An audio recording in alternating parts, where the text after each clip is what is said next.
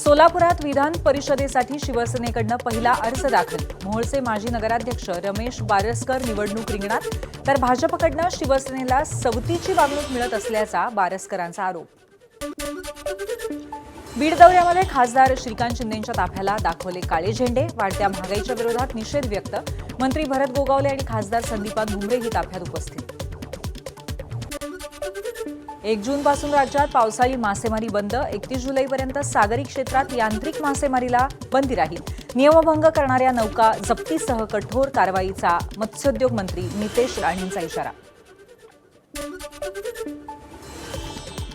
11वी प्रवेश प्रक्रियेची पहिली गुणवत्ता यादी जाहीर। मुंबईमध्ये 1,33,000हून अधिक विद्यार्थ्यांना मिळाले पसंतीचं कॉलेज। मुंबईतील नामांकित कॉलेजचा कट ऑफ 90% पलीकडे। गडचिरोलीतील निवासी शाळेतील विद्यार्थ्यांची थेट दिल्लीकडे विमानानं झेप। सामाजिक न्याय विभागाकडून 120 विद्यार्थ्यांच्या शैक्षणिक सहलीचं आयोजन। राष्ट्रपती भवन, संसद भवनासह ऐतिहासिक स्थळांना भेट देणार।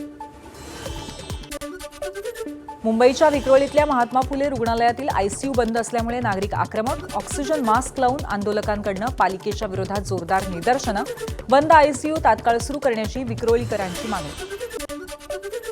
व्हॉट्सअॅपवरनं कॉल करून न्यायाधीशांच्या पत्नीची ऑनलाईन फसवणूक। ऑफिसर कोड टाकताच खाते रिकामे।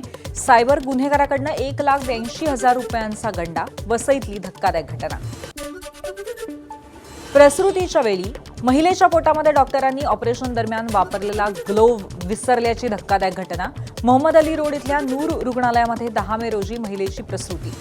पोटदुखीमुळे सिटी स्कॅन केल्यानंतर घटना उजेडात आली। पुन्हा शस्त्रक्रिया करून ग्लोव्ह्ज काढण्यात। भिवंडी शहरातील टेमघर परिसरात भंगार गोदामाला भीषण आग। गोदामामध्ये लाकडी साहित्य आणि प्लास्टिकचा मोठा साठा। अग्निशमन दलाकडून आग विझवण्याचं काम सुरू। मुसळधार पाऊस आणि वादळामुळे कोलकाता शहर विस्कळीत। अनेक ठिकाणी झाडांची पडझड झाल्यामुळे वाहतूक व्यवस्था कोलमडली। मेट्रो स्टेशनचं, विमानतळ आणि मॉल्सही नुकसान।